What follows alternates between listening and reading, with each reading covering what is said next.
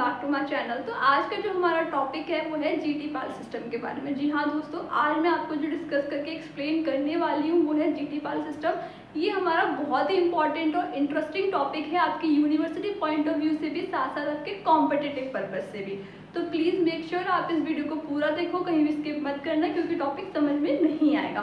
बाकी अगर चैनल पे नए हो तो इसको सब्सक्राइब करके बेल आइकन को प्रेस कर देना ताकि कोई भी अपडेट आपसे मिस ना हो जाए। तो आइए दोस्तों स्टार्ट करते हैं वीडियो।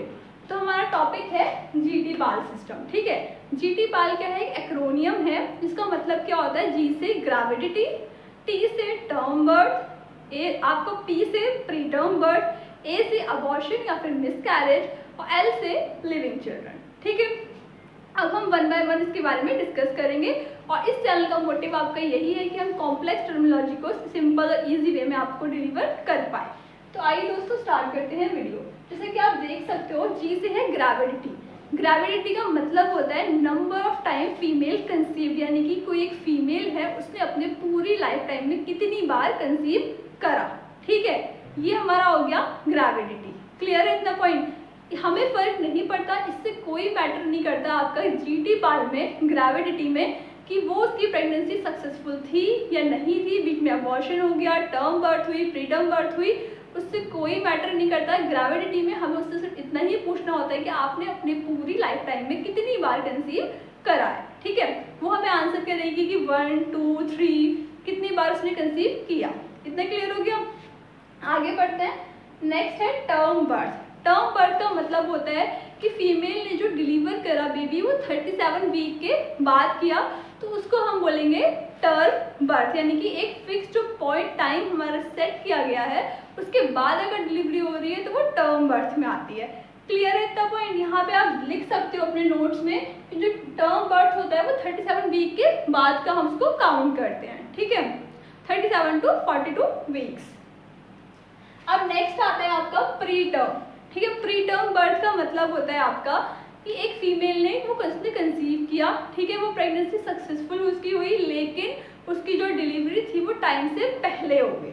ठीक है, 37 वीक से पहले हो गई, तो उसको हम बोलते हैं प्री टर्म डिलीवरी।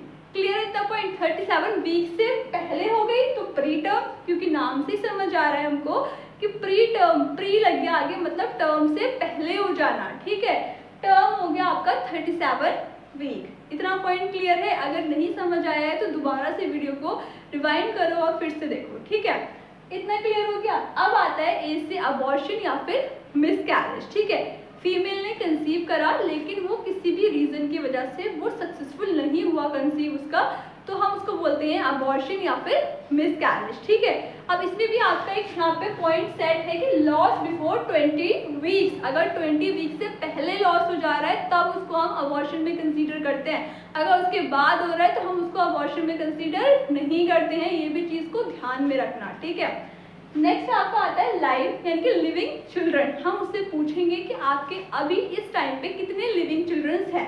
ठीक है, तो ये हमारा कुछ यहाँ पे क्या जीटी पाल सिस्टम के बारे में है। अब इसमें कुछ बातें ध्यान देने वाली हैं। ठीक है, स्टार्टिंग के जो आपके ये 4 पॉइंट्स हैं, इसमें आपके भले ही उस फीमेल के ट्विंस बेबी हो, ट्रिपलेट्स हो, क्वाड्रिपलेट्स हो, उन सबको हम 1 काउंट करते हैं। ठीक है, जैसा कि देख सकते हैं यहाँ मैंने लिखा है twins and triplets count 1। Starting के 4 में GTPA, यहाँ तक हम ट्विंस ट्रिपलेट्स को 1 काउंट करते हैं। यानी कि हम उससे पूछेंगे, वो भले ही ट्विंस बेबी है उसके, लेकिन उसने कंसीव तो एक ही बार करा था ना, भले ही उसके ट्विंस बेबी है लेकिन डिलीवरी तो एक ही बार में हुई। ठीक है, अगर अबॉर्शन भी हुआ, क्वाड्रिपलेट्स भी थे तो एक ही बार में। ठीक है, तो इन 4 में हम उसको 1 काउंट करते हैं। इस बात को ध्यान में रखना वरना पूरा क्वेश्चन गलत हो जाएगा। लिविंग चिल्ड्रन में जब हम उससे पूछेंगे तब हम उनको इंडिविजुअल काउंट करेंगे। ठीक है, अगर वो बोले कि मेरे ट्विंस बेबी है तो हम उनको 2 मार्क करेंगे, क्योंकि ट्विंस भी क्या होता है? 2 होता है। ठीक है, इस तरीके से अगर ट्रिपलेट्स हैं तो हम उनको 3 काउंट करेंगे। सिर्फ लास्ट वाले में हम इंडिविजुअल काउंट करते हैं, बाकी में हम उनको 1 काउंट करते हैं। ठीक है, अब सपोज करो कोई फीमेल आपके पास आई। ठीक है, आप उससे पूछोगे आपने पहले कितनी बार कंसीव आप कर चुकी हो। उसने सपोज करो बोला कि मैं पहले 2 बार कंसीव कर चुकी हूँ, ये 3rd टाइम है मेरा। ठीक है, तो आप क्या लिख दोगे? जी में 3 कर दोगे। ठीक है, उसी तरीके से आप पूछोगे जो आपके पहले के 2 कंसेप्शंस थे उनमें जो आपके बेबी की बर्थ थी क्या वो टर्म पे हुई थी? अगर वो बोलती है हाँ, दोनों बार बेबी की जो डिलीवरी थी वो वो टर्म पे हुई थी, 37 वीक के बाद हुई थी, तो आप क्या करोगे वहाँ पे T2 कर दोगे, ठीक है। 3 नहीं करेंगे क्योंकि अभी वाले का हमें नहीं पता कि वो टर्म होगी या प्री टर्म होगी, ठीक है। T2 कर देंगे। पूछेंगे पहले कभी कोई प्री टर्म डिलीवरी हुई है, अगर वो यस बोलती है तो हाँ वहाँ पे नंबर मार्क कर देंगे कितनी बार हुई है, अगर वो नो बोलेगी तो उसको हम 0 कर देंगे, ठीक है। वैसे ही हम पूछेंगे कि आपके कभी कोई अबॉर्शन हुआ है, अगर वो बोलती है हाँ हुआ है तो हम वहाँ पे जितनी बार हुआ है 1 2 करके वहाँ पे मार्क कर देंगे ए के आगे। अगर वो बोलती है कि नहीं हुआ है तो हम क्या कर देंगे 0 कर देंगे, ठीक है। उससे पूछेंगे कि आपके लिविंग चिल्ड्रन कितने हैं, वो बताएगी हमको कि 2 है, 3 है, 1 है, तो उसके अकॉर्डिंग हम वहाँ पे मार्क कर देंगे, ठीक है। बहुत इजी है जीटी पाल सिस्टम को समझना, सी क्वेश्चंस को प्रैक्टिस करना। बस एक ही चीज़ आपको ध्यान में रखनी है कि यहाँ पे हम सबको 1 काउंट करेंगे और यहाँ पे हम इंडिविजुअली काउंट करेंगे लिविंग चिल्ड्रन में। बाकी ये टॉपिक आपका ऐसा है कि आप जितनी प्रैक्टिस करोगे इसकी आपको उतनी अच्छे से तभी समझ आएगा।